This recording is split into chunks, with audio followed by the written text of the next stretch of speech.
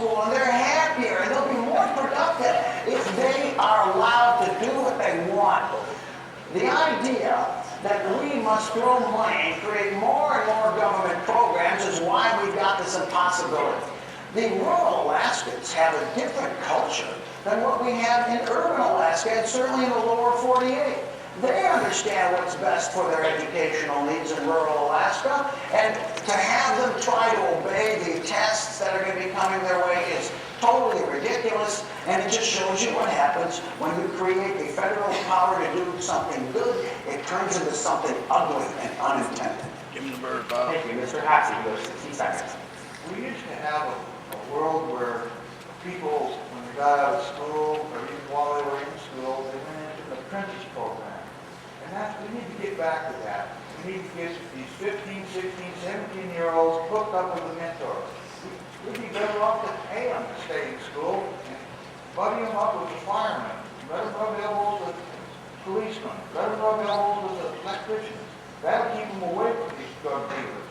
That'll keep them away from gangs. Thank you. Mayor Begich, you have 60 seconds. As I said in the opening, I would repeal the retaliatory because it doesn't work. That in Washington, D.C. set our policy in local communities does not work. Leave it up to the parents and communities to make that decision, to make that impact, ensuring that kids have the right type of education that's appropriate for their community, kids access for all, and accountability.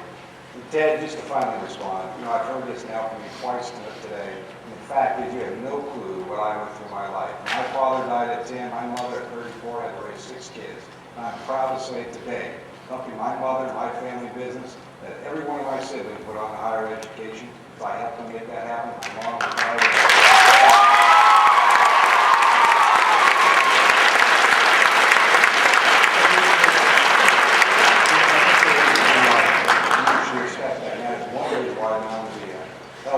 U.S. Senator back there because they need experiences like I have to bring back there and shape this country once and for all.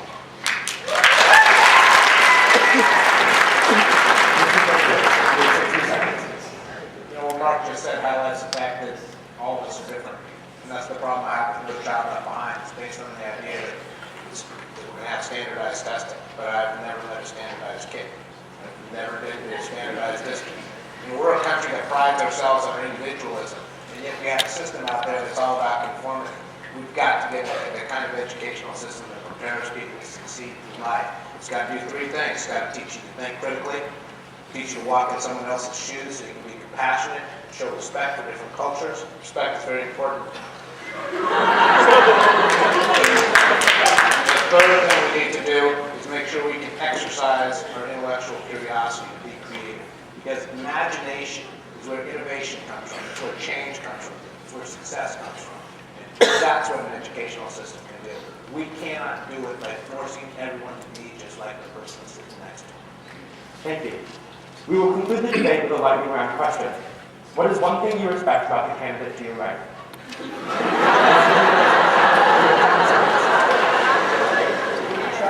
Give me the bird. Yes. You have 10 seconds. Matt. He's a good-looking fellow. He's a fine man. I respect his ardor here. Thank you, Mr. Let's Bird. go, You have Mr. 10 Bird. seconds. Well, I admire Mr. Haase because when I'm a member of the Alaskan Independence Party, he's a libertarian. We hold very, very similar views about freedom. Thank you, Mr. Haase. You have 10 seconds. I have known Mark Begich for over 10 years. We took our realtor oath together.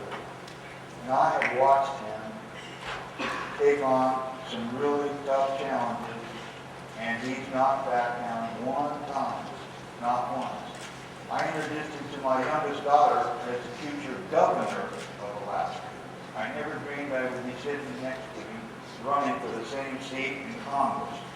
But I can't say anything bad about Mark. I don't agree with a lot of the liberal left-wing stuff.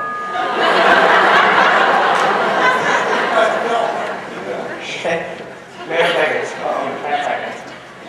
I think Ethan is a fighter. He has incredible intellect and tenacity. I've seen him when he was on the House floor fighting against the oil interests of the world in the state and really trying to clean up what's going on. Thank you. Mr. Berkowitz, 10 seconds. Well, There is nobody to my right. Well, I think that Mr. Gianoutsos has the capacity to learn, and I think he has the capacity to be a decent human being, and I've seen him be that way. We will close with concluding remarks from each panel.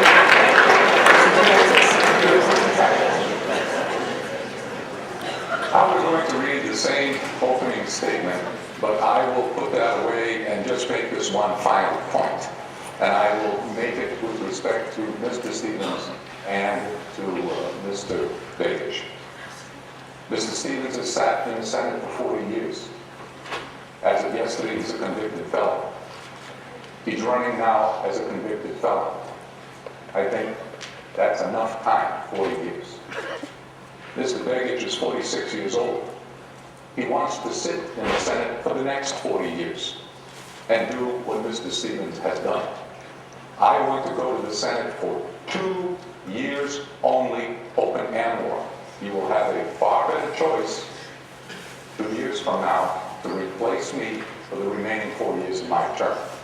Thank you, Rob. Thank you, Mr. Berger. 60 seconds. Discipline is always difficult. Nobody likes it. I see this all the time in my classroom, but it's much better to take self-discipline than the discipline that's imposed to you by market forces or your principal down at the office. I offer the discipline. Democrats and Senator Stevens give you short-term gain for long-term loss. Their system of inflation and taxation will ruin your savings, ruin your pensions, and make you a slave of the state. I offer you short-term loss for long-term gain. Get rid of federal dependency and control. The Constitution has been violated for generations. The consequences are with us today, but the solution is at hand. The Constitution and nothing but the Constitution is our ticket to return, not to money in a handout, but to something everybody should enjoy, freedom. Thank you. Mr. Haase, you have 3 seconds. Well, it's the money, and that's the money, and that's what I want to go to college with. I want to tell you, I am so pleased at the way that you have run this debate. The Chamber of Commerce of Anchorage and the Chamber of Commerce of Fairbanks could learn a good lesson if they were here and ask these young men and women to put on their program next year. Because these people know what they're doing. This was a fair debate, and I am just so proud to know that it was young adults that made it happen. And I just can't thank you enough. Thank you, Mr. Haase. Mary Beth. 60 seconds. Thank you very much. Thanks for doing this debate. And actually, I remember when it first was done because it was under the Spirit of Youth Foundation, which I was one of the founders of. And the youth vote was one of the ideas of the program to really create this opportunity. So thank you. Thank you to the league. The issues we face, the energy crisis in this country, the renewable energy that we should be producing in this country, the jobs of the future, the economic crisis, it will take a new type of thinking back there in Washington, D.C.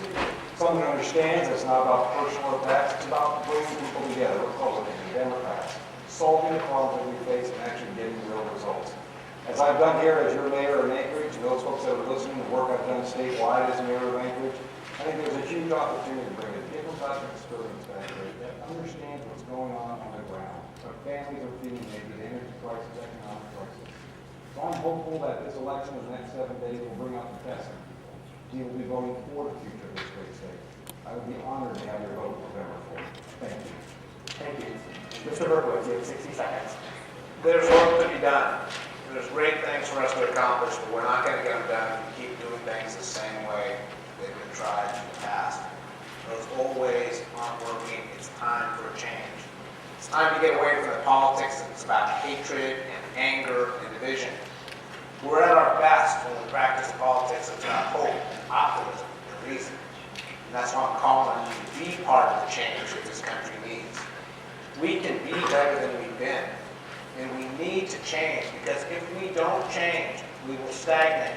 We will find ourselves at a dead end while the rest of the state, while the rest of the country and the rest of the world is moving ahead. And that will leave you as Alaskans without the opportunities you should have. So I'm looking forward to serving you in the United States Congress. I need your help. Please vote November 4th. And if you can't vote, make sure those who can do. Thank you very much. Thank you, candidates, for participating in today's discussion.